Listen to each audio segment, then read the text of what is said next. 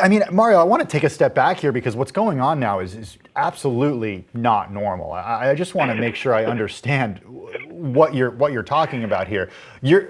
President Trump trails significantly in Michigan and other states as well, but what he's trying to do is get the Republican state legislature to actually pick the electors in the Electoral College who will then vote in favor of him, so he ends up winning the state, right?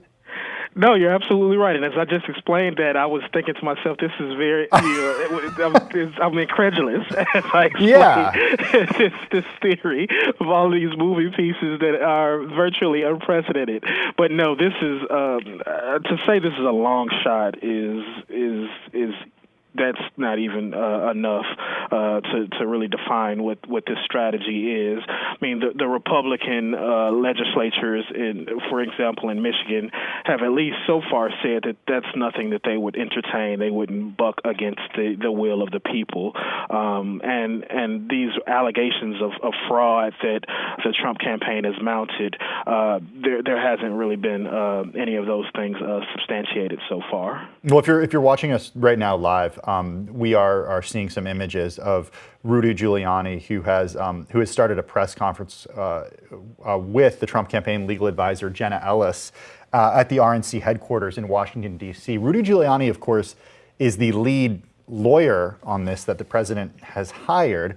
What is the overall strategy of the Trump campaign to try to win the election here, Mario? Help me understand what's going on. Well, it's quite. I mean, again, to be frank, it's quite scatterbrained at this point. It's a little there isn't much focus in terms of what the strategy is. The strategy seems to be, at least in Michigan, to prevent the certification of votes. Also, the same thing in Pennsylvania, and really just clog up the system, the electoral process, the way it moves from the states up here to D.C. and ultimately, which would include the inauguration. So it really seems to be to just kind of gum up the system, if you will, and hope that they find something they could get them to the Supreme Court or delay certification. What about when it comes to Georgia, the state that I talked about at the beginning of this that just went through a hand recount? What's the legal strategy there?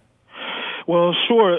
So right now, they're claiming victory because there were some votes that were found during the recount, but it's really been to put pressure on both Georgia Governor Kemp and then the Secretary of State there to do more to invalidate ballots, essentially, by saying, they've done a recount, but now let's look at signature comparisons. So really, they're just trying to find any way to get more votes thrown out and essentially reverse the win to President Trump from Joe Biden. And look, I want to emphasize, none of this is normal, and it's shocking to see this more than 2 weeks after Election Day come from the president and Republicans. And of course, Brian Kemp, the governor of Georgia, is a close Trump ally. And until recently, I think it's fair to say the Secretary of State in that state was as well. Bloomberg's Mario Parker in Washington. Mario, it is always great to chat with you. Thanks for taking the time this afternoon.